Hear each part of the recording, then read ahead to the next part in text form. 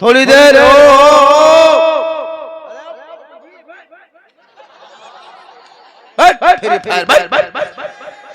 तबाह किया हुआ जलसे में आया, बैठा इधर से उधर चला। स्प्रिंग भूत तबाह करके रखता है, जहां चाहता वहां से उड़ जाता है। थोड़ी देर सुनिए, मुझे पता है कि जिनके सरों में टोपी नहीं हो सकती वो क्या नबी के नाम और मनकबत सुनेगा। जो कौम 20,000 के मोबाइल नहीं भूलती है, लेकिन 5 टका टोपी भूल जाती है, 10 टका टोपी भूल जाती है। अफसोस लगता है मेरे दोस्त, अभी बगल में एक इज्तिमा हुआ था, इधर कहाँ देखे थे उसके सर, किसी का सर खाली था। उलमा अहले सुन्नत बहुत मेहनत कर रहे हैं हजरत, लेकिन ये लोग हमारे मसलक को बदनाम करने पर लगा हुआ। आपके रहन सहन की वजह से लोग हम पर टिप्पणी करते हैं कि इनके जलसों में जाके जाइए तो ना कोई किसी के सर में टोपी है, ना माथा में कुछ ऐसा खुला रहता है। तो ये सोशल मीडिया का दौर है, इसमें बातों को काट काट करके लोगों के बीच में पेश कर करके लोगों को कितने तबाह बर्बाद कर रहा है आपको नहीं पता है। मैं झील रहा हूँ उस चीज को, कई दिन से इस चीज को मैं झील रहा हूँ। यहाँ से वीडियो उठाया, वहां से कटिंग किया, यहाँ से हटाया, अब मैं भी झील रहा हूँ इसके चक्कर में। लेकिन कोई बात नहीं। ओ जब मुझको जिंदा सामने से देख रहे हो तो फिर मोबाइल की क्या जरूरत है? रख मोबाइल।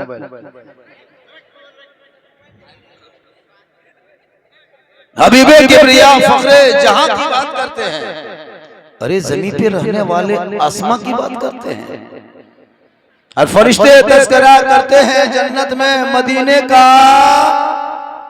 कहां के रहने वाले हैं, कहां की बात करते हैं, कहां के रहने वाले हैं, कहां की बात करते हैं। और मोहम्मद की मोहब्बत दीने हक की शर्त अव्वल है। सुनो, मोहम्मद की मोहब्बत, मोहम्मद की मोहब्बत, किनकी? मोहम्मद की मोहब्बत दीने हक की शर्त अव्वल है। इसी में हो अगर खामी तो सब कुछ नामुकम्मल है। क्योंकि अमल से जिंदगी बनती है जन्नत भी जहन्नम भी, ये इंसान अपनी फितरत पे न नूरी है न नारी है। थोड़ी देर समाप्त कीजिए मेरे दोस्त। ये मदरसे के सिलसिले में ये जलसे का आयोजन एहतमाम किया गया है। यहाँ के कमेटी, अराकीन, सदर, सेक्रेटरी, छोटे बड़े बूढ़े बच्चे, औरत मर्द, बहू बेटियां सब ने मिलजुल कर इतने बेहतरीन जलसों का एहतमाम किया, आयोजन किया, सजाया। अल्लाह ताला इन जलसे को सजाने वालों को, इसमें मदद करने वालों को, इनमें आने वालों को, सब बैठने वालों को, बुलाने वाले को, बोलने वाले को मौला सब अमल के मोहताज, अमल के तौफीक अता फरमा। थोड़ी देर सुनिए मेरी माँ बहन, आपके लिए भी 2-4 पैगाम। चूंकि इल्म हजरत, इल्म के बगैर आप अधूरा है, आपकी जिंदगी नहीं। हजरत मौला अली फरमाते, यतीम वो नहीं जिनका बाप मर गया। गौर करो, यतीम वो नहीं जिनका बाप मर गया, यतीम सबसे बड़ा वो है जिनके पास इल्म नहीं। कभी गौर किया? बगैर इल्म से आप कुछ नहीं कर सकते। आप जो नहाते भी हैं ना, अगर आपके पास इल्म नहीं, शिक्षा नहीं, तालीम नहीं, तो आप नहा भी रहे तो नपाके रह रहे हैं। आप वजू करते हैं तो गलत, नमाज पढ़ते हैं तो सही नहीं, सो रहे भी तो उल्टा। इल्म के बगैर इंसान एक पल नहीं जी सकता। लेकिन आज आप इल्म की तरफ ध्यान नहीं। ये जो उलमा किराम स्टेज पे बैठे हैं, हम लोग कोई फैक्ट्री खदान से नहीं निकले।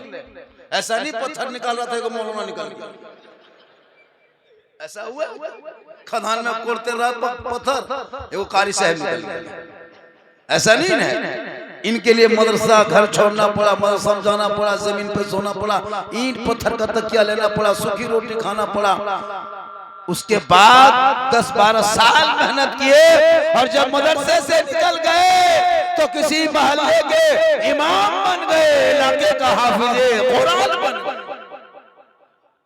सेहरा में, जंगलों में, बयाबान में पढ़ो, सेहरा में, जंगलों में, बयाबान में पढ़ो। मीनार गिर पड़े हैं तो मैदान में पढ़ो। ये बेखबर नजूमी तुम्हें क्या बताएंगे, कल होने वाला क्या है ये कुरान में पढ़ो। कुरान पढ़ो, कुरान कुरान को पढ़ना सवाब, रखना सवाब, छूना सवाब, देना सवाब, लेना सवाब, बैठ के रहना, उनको पकड़ना सवाब। कुरान एक ऐसी किताब है जो आज 1400 साल से पढ़ा जा रहा है। जितना पढ़ोगे उतना मन लगेगा, जितना पढ़ोगे उतना दिल निखरेगा, जितना पढ़ोगे उतना अकीदा चमकेगा। पढ़ते जाओगे ईमान निखार होता जाएगा और किताबों को पढ़ने के बाद मन उगता जाएगा। लेकिन कुरान जितना पढ़ोगे उतना पढ़ने का मन करेगा। इसलिए कि कौले मोहम्मद कौले खुदा, फरमान न बदला जाएगा, बदलेगा ज़माना ला मगर कुरान। नारे तकबीर, नारे रिसालत। इसका नमूना आपने 8 दिन पहले 3 तारीख को अपने घर में आप लोगों ने देखा। हेलो ओ बेटा, बैठ जा मेरे लाल, बैठ जा। गलती तुम लोगों की नहीं है। घर में बबूल के दरख्त लगा के आम तोड़ने जाओगे कैसे मिलेगा? बबूल के दरख्त लगाओगे तो आम नहीं फलेगा, कटहल लगा के आम तोड़ोगे तो नहीं फलेगा। तो जैसे माँ बहनों को चाहिए कि अपने बच्चों को सही तालीम तरबियत दिया करें। ये बच्चा आपके गोद में कितना छोटा निकलता है, हथेली पे रहते रहते रहते रहते बढ़ते बढ़ते बढ़ते बढ़ते कांधे पे, फिर जमीन पे, फिर कहाँ से कहाँ कल्पना। तो ये बच्चा छोटा आपकी गोद में एक पौधा है। उस पौधे को चाहे तुम पहाड़ पे लगा दो, चाहे खेत में लगा दो, चाहे जमीन में लगा दो, चाहे छत पे लगा दो। अब उस वहां जड़ अगर पकड़ लेगा, अब उखाड़ोगे तो बिल्डिंगें उखड़ जाएगी। तो ये बच्चा छोटा है। इन बच्चों को बेहतरीन तालीम दोगे तो ये बच्चा जो चाहोगे, मास्टर बनाओ, डॉक्टर बनाओ, वकील बनाओ, मिस्त्री बनाओ, राजमिस्त्री बनाओ, बढ़ी बनाओ, जो बनाओ बन जाएगा। लेकिन जवानी भट्टी में पकेगा और इनको बनाइएगा तो आप ही को बना देना। आज क्यों माँ बाप रोना रोते? झारखंडी बाबा, मेरे बेटा मेरा बहू बस से बाहर। हम बोले जब बस से बाहर है तो ट्रैक्टर में चढ़ाओ, जब बस में नहीं है तो ट्रक में होगा। ट्रैक्टर तुम शादी कैसे किया था? बोले 5 लाख लेके, 3 लाख लेके, बोले बस हो गया। उस पैसा किया था। बल बाबा लड़का लोग नहीं माना था तो पड़ाका ला के फोड़ दिया था। बेटा शादी में तुम पड़ाका, तो तुम कहाँ पड़ाका फोड़ा था? बल गांव में। कल बहू घर में बम फोड़ रही है। तू शादी में पड़ाका फोड़ा था मोहल्ला में, बहू घर में बम फोड़ रही है। तुम शादी में एक दिन नाच के शादी किया, बहू को लाया, अब बहू 12 महीना सास ससुर को नचा रही। क्यों परेशान हो? तुम तो बीज यही बोया था। एक दिन डीजे बजाया है, तुम रोज बजो। तुम जैसे करोगे वैसे तो होगा ना। आज क्यों रोना रोते हो? इसलिए औलादों को तालीम से आरास्ता कर दो, पढ़ा लिखा दो। जब तेरे बच्चे पढ़े लिखे होंगे, बेटियां पढ़ी होगी, कुरान की तिलावत की होगी, हो सके तो बच्चों के, बेटियों के सीनों में 30 पारा मुकम्मल कुरान उतार के उसे हाफिजे कुरान, हाफिजा बना दो, ताकि वो बेटियां गरीब के झोपड़ी में दुल्हन बन के जाएगी और बहू का हक अदा करेगी। गरीब शोहर मजदूरी करके आएंगे, ये बहू बन के मुस्कुरा के शोहर को देख के सलाम कर देगी। झोपड़ी गरीब की होगी, जन्नत का नमूना दिखाई देगी।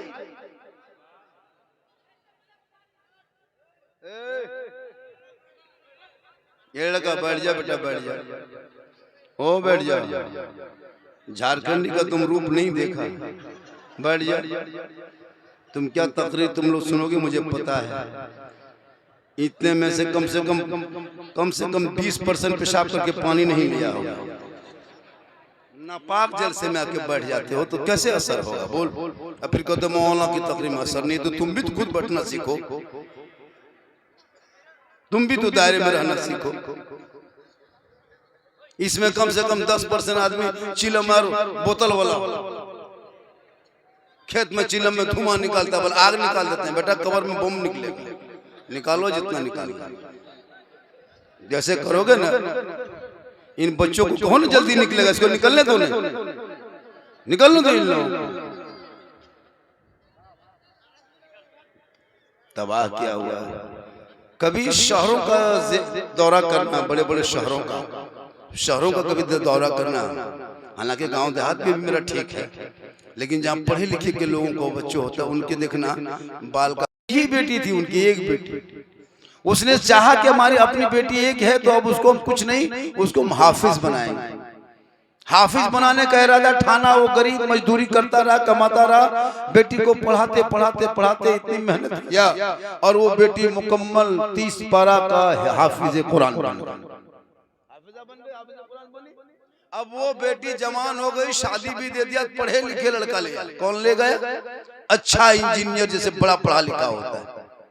लड़की को लेके चल दी, शादी हो गई। पहली रात की मुलाकात थी। कैसी रात? पहली मुलाकात।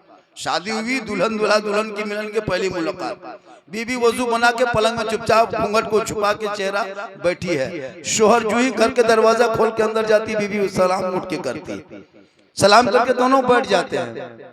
अब वो शोहर सीना तान के कहता है, ठीक ठाक, क्या आप इतनी पढ़ी लिखी हो, कहाँ तक हो, पूछ रहा है। पहला सवाल। लड़की निगाह नीचे की जवाब देती, मेरे शोहर, मेरे सरताज, मेरा बाप गरीब था, मजदूर था, किसान था, मेरे पास इतनी दौलत नहीं थी कि मैं बड़े शहरों में जाके बड़े बड़े कॉलेज यूनिवर्सिटियों में जाके एडमिशन लेके कुछ पढ़ लेता। मेरे बाप गरीब थी, मोहल्ले के इमाम को बुलाकर घर में बैठा कर मुझे कुरान पढ़ाते गए, मैं पढ़ती गई, वो पढ़ाता गया, वो पढ़ती गई, वो याद कराता गया, मैं याद करती गई, वो रटाता गया, मैं रटती गई, वो मेहनत करते गए, हम मुकम्मल कोशिश करते गए। और एक दिन ऐसा हुआ कि मैं 30 पारा का मुकम्मल हाफिज कुरान बन गई। बस पूरी जिंदगी मैंने एक ही किताब पढ़ी है, वो भी कुरान। गौर करो मेरी माँ बहन, बड़ी कीमती बात बता रहा हूँ, मदरसा के हवाले से एक ही किताब पढ़ी। शोहर इतरा के बोला, एक ही किताब पढ़ी हो? हमारी अलमारी देखते हो रूम में कितना कमरे में है, यहाँ से यहाँ तक ये लंदन की किताब है, इधर जो है अमेरिका की है, ये LLB है, ये इधर ये है, वो इधर ये है, ये डॉक्टर है। पूरी किताब दिखा के वो फख्र कर रहा कि तुम एक किताब पढ़ने में जिंदगी बिता दी, हम इतनी किताब पढ़े बाद विदेश में जाके। तब बीबी आई अपने आप में, कहा, सुनो मेरे सरताज, आपकी मुकम्मल जितनी किताब अलमारी में, सब किताबों में जो कीमती है, मजबूत है, वजन है, उस किताब को निकाल। शोहर उठा और अलमारी खोल के लंदन से पढ़े हुए मोटी बेहतरीन किताब को निकाल के अलमारी में ला के रखा। ये देखो, ये सबसे कॉस्टली किताब है, सबसे बेहतरीन लेखक ने लिखा है, सबसे बड़े लेखक का ये किताब है। बीवी चुप। बीवी उठी अपने पलंग से, अलमारी के पास गई, कुरान शरीफ निकाली, रहल में रख दी। कहा, ये क्या हो रहा है? हम अपनी किताब निकाल के लाए, तुम ये किताब निकाल के ले आई? कहा, हाँ। अब ऐसा करो मेरे सरताज, आपकी सबसे कीमती किताब, हमने जो कुरान पढ़ी वो कुरान लेके आया, अब अपनी किताब को इस किताब पे रख दो, अपनी किताब को इस कुरान शरीफ पे रख दो। इतना सुनना था, शोहर घबरा गया। कहा, बीवी क्या बात हो? अरे ये कुरान मुकद्दस है, मुकद्दस किताब, इस किताब पर दुनिया की किताब नहीं रखा जा सकता। अगर कुरान पर दुनिया की किताब रखोगे अदब के खिलाफ, ये गुस्ताखी होंगे, ये शरीयत के खिलाफ है, ये गुनाह हो जाएगा, इसलिए इसकी अदब जरूरी है, एहतराम जरूरी है। ए बीबी, कैसी बाकी बाकी बातें करते हो? कुरान मुकद्दस पे दुनिया की किताब नहीं रह सकती। बीवी बोली, शोहर फैसला हो गया, जब एक दुनिया की किताब कुरान के ऊपर नहीं रख सकते, अदब के खिलाफ है, तो मेरे सीने में 30 पारा कुरान, तेरे सीने में ये दुनियावी किताब, ये किताब तुम्हारे जहन में, दिमाग में, सीने में, मेरे सीने में सिर्फ कुरान। तो जब कुरान पर अपनी किताब नहीं रख सकते, अदब के खिलाफ है, तो तेरे और मेरे बीच में मोहब्बत कैसे होगी, मिलाप कैसे होगा? कहा, तब क्या करना क्या होगा? बीच में तो तुम मुनाजरा शुरू कर दी। कहा, हाँ, अब आप भी एक काम कीजिए, आप भी अपने सीने में यही 30 पारा कुरान उतार लीजिए, इसी कुरान को आप भी याद कर लीजिए, इसी कुरान को आप भी पढ़ लीजिए, तो आपके सीने में भी कुरान रहेगा, मेरे सीने में भी कुरान रहेगा। तो कुरान के ऊपर कुरान रख देंगे तो गुनाह नहीं होगा, कुरान के ऊपर कुरान रखने से बेअदबी नहीं होंगे, कुरान के ऊपर कुरान रखने से हर्जा होगा, कुरान के ऊपर कुरान रख देने से शरीयत के खिलाफ नहीं है। इसलिए तुम भी सीने में कुरान उतार लो, तो तेरा कुरान और मेरा कुरान, जब दोनों के सीनों में कुरान होगा, दोनों के मिलाप होगी, मोहब्बत बढ़ेगी, गुस्ताखी नहीं होगी। शोहर को बड़ा झटका लगा कि हम 17 साल विदेश में पढ़ के मैंने क्या क्या लिया, एक मेरी बीवी एक किताब पढ़ के मुझको हरा दी, हम मुनाजरे में हार गए। शोहर बोला बीवी अब करना क्या होगा? का करना कुछ नहीं, बस इसको याद करो। का अब इतनी जल्दी कहाँ याद करेंगे? का मुकद्दस बारगाह चला जाए, का कहाँ चले जाएंगे, का अजमेर चला जाए। वो बंदा उठा, कुरान को लिया, सर पे टोपी, चेहरे पे वजू का निशान, चला दीवाना, झूमता हुआ अजमेर की धरती पे। जब तक कुरान पढ़ेंगे नहीं घर वापस आएंगे नहीं, जब तक कुरान याद नहीं करेंगे घर वापस आएंगे नहीं, जब तक कुरान रटेंगे नहीं घर वापस आएंगे नहीं, जब तक हिफ्ज करेंगे नहीं घर के रुख करेंगे नहीं, जब तक मुकम्मल हाफिज बन नहीं जाएंगे तब तक बीवी से मुलाकात नहीं करेंगे। यही वादा करके घर से निकला, लेकिन जाते जाते एक शब्द कह गया, ए बीवी सुनो, हम तो जा रहे हैं, जब तक कुरान पढ़ेंगे नहीं वापस आएंगे नहीं, जब तक हिफ्ज करेंगे नहीं वापस आएंगे नहीं, जब तक तिलावत करेंगे नहीं घर नहीं लौटेंगे, जब तक 30 पारा मुकम्मल नहीं करेंगे आपसे मुलाकात नहीं करेंगे। इस बीच में मेरी बीवी सुन ले, ये तेरा शोहर का हुक्म है, जब तक हम वापस आ नहीं जाएंगे तब तक घर के चौखट से कदम बाहर मत निकालना, तब तक घर के चौखट से कदम बाहर ना निकालना। शोहर चले गए कुरान पढ़ने, बीवी घर में जिंदगी कटती गई। दिन सप्ताह महीना गुजरते गया 2-4 महीने के बाद उनके घर से आदमी दौड़े आ गया बेटी के घर से। ए बेटी, तेरा बाप जब से तुम शादी हो के आई हो ससुराल में कदम रखी हो, वापस घर नहीं गई। तेरा बाप तेरी मोहब्बत में इस कदर डूब चुका था कि तुम्हारी जुदाई गम में बर्दाश्त न कर सका। तुम्हारे बाप चारपाई में आ गए, बीमार पड़ गया, सदमे में आ गया, खाना पीना छोड़ दिया, हर करवट में तेरा नाम लेता है। बेटी तुझको बड़ी मेहनत से पढ़ाया था, हाफिज कुरान बनाया था, 30 पारा कुरान याद करके तुम ससुराल तो आ गई, लेकिन दोबारा पलट के बाप का चेहरा देखने नहीं गई। तेरा बाप रो रहा है, बेटी तड़प रहा है, चेहरा बेटी का देखने के लिए बेकरार है। बेटी बोल पड़ी, चला जा, मेरे घर से आने वालों मैं जा नहीं सकता, मेरा शोहर घर पे नहीं है। लोग बहुत समझाए लेकिन बेटी नहीं गई। सब घर वाले वापस, शोहर परदेश में अजमेर में, बीवी घर में, बाप अपने घर में पड़े हैं। जब आखिरी वक्त आ गया, खाना पीना बाप का बंद, सांस फूलने लगी, हिचकी आने लगी, आंख खड़ी हो गई। मोहल्ले के लोग दौड़े बेटी के घर। ए बेटी, तेरा बाप लास्ट है, सांस रुकने वाली है।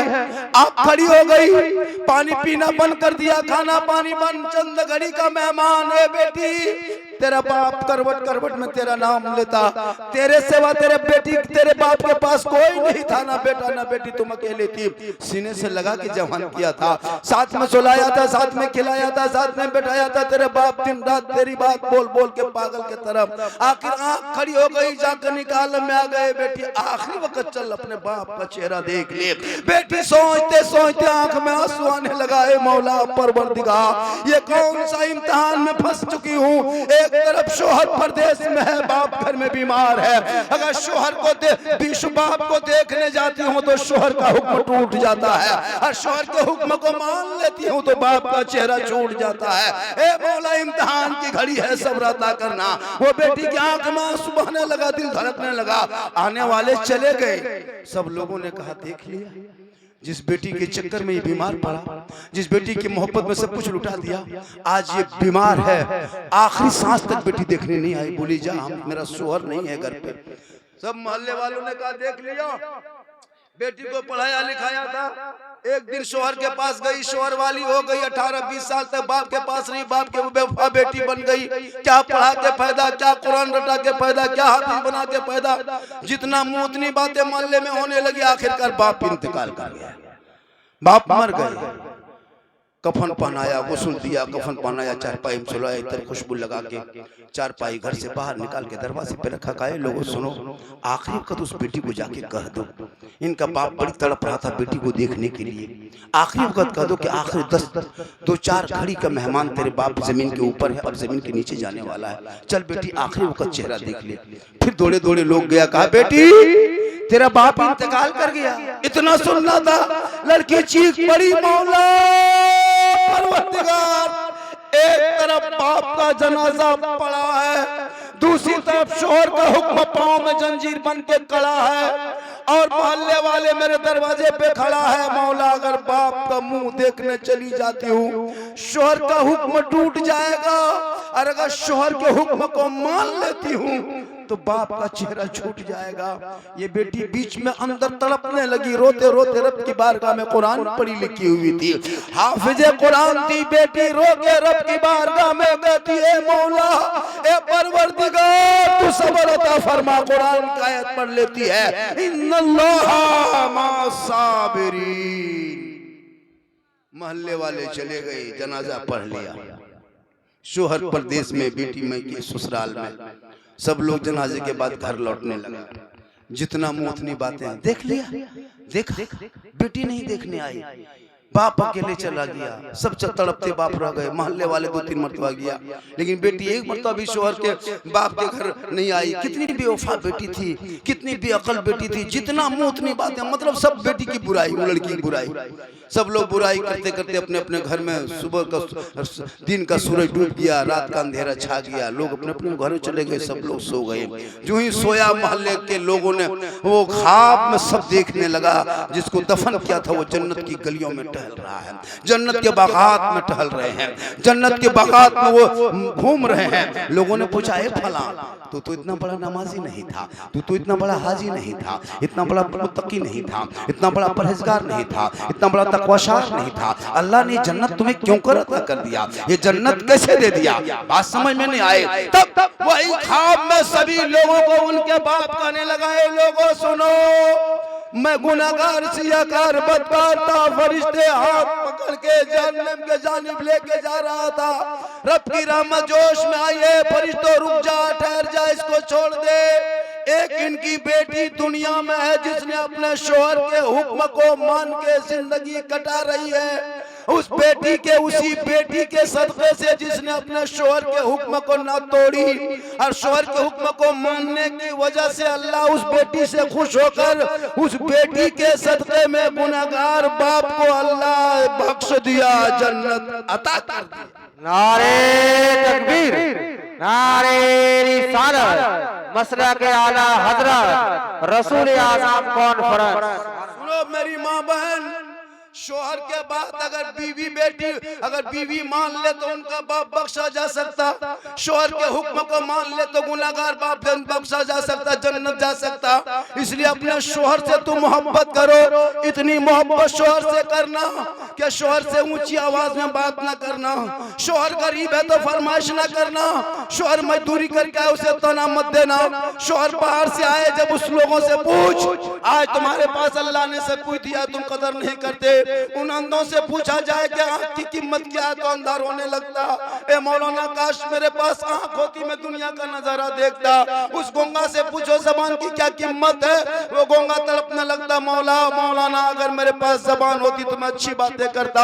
उस बहरा से पूछ कान की क्या कीमत है, उस अमलूल्हा से पूछो हाथ की क्या कीमत है, उस लंगड़े से पूछो पाँव की क्या कीमत है, उस भूखे से पूछो रोटी की क्या कीमत है, उस यतीम से पूछो बाप की क्या कदर है, उन बेवा औरत से पूछो शोहर का क्या मकाम है। जब तेरे पास शोहर रहे तो शोहर को ताना देते हो, लेकिन किसी झोपड़ी में जाके झांक के देखना, जो जवान बीवी बेवा बन के बैठी हुई है, शोहर कब्र में पड़ा है, बीवी तड़प रही है, मौला मेरा शोहर मेरे पास होता, मुझे कुछ ना देता, शोहर तो साथ होता। आज तेरे पास शोहर रहने के बाद तुम उसे ताना देते हो, उसे तुम शिकायत करते हो। याद रखना मेरी माँ बहन, मौला अली है, फातिमा ज़हरा है, फातिमा बीवी है, माली शोहर है, हसन हुसैन बेटा है, ईद का चांद है। चांद नजर आ गया है, मदीने के गलियों में ईद की खुशी मनने लगी है, बच्चे छोटे छोटे घर से निकल के खुशी का किलकारी करने लगे हैं, हर बच्चे दौड़ दौड़ के बाहर निकलता है। हसन हुसैन दौड़े दौड़े माँ फातिमा के पास आ गए, ए माँ तेरा बेटा हसन हुसैन हूँ ना माँ? कहा बेटा तू बेटा मेरा है, मेरा लाल है, मेरा कलीजे का टुकड़ा है। कहे माँ आज चांद नजर आ गया। सुबह लोग मदीने के गलियों में ईद की खुशी में घर से निकलेंगे, बाप की उंगली पकड़ेंगे, ईदगाह जाएंगे। माँ पहनेंगे, इसको खींचेंगे कब, माँ सूखेगा कब, सुबह पहनेंगे कब, सब लोग नए नए कपड़े पहनेंगे, माँ तेरा बेटा यही कपड़ा पहनेगा। इतना सुनना था, फातिमा की आंख में आंसू आ गया। फातिमा ज़हरा फरमाती, मेरे लाल हसनैन करीमैन, मेरे बेटे लगते जिगर कलेजे के टुकड़े, तुम दोनों भाई जाके सो जा, तेरी माँ फातिमा इंतजाम करेगी। दोनों भाई जाके सो गए। ईशा के टाइम में फिर दोनों भाई जाग गया। माँ अंधेरा छा गया, अभी तक कपड़ा नहीं लाए, अब अंधेरे में बाजार कहाँ दुकान खुलेगी, अब कहाँ कपड़ा मिलेगा माँ, अब कौन देगा कपड़ा माँ, सुबह कौन से कपड़ा पहन के ईदगाह जाएंगे, लोग तना देगा अमीरुल मोमिनीन का बेटा है, बदन पे फटा कपड़ा है, माँ अब क्या होगा। फातिमा ज़हरा फरमाती, मेरे लाल तू सो जा, तेरी माँ इंतजाम करेगी।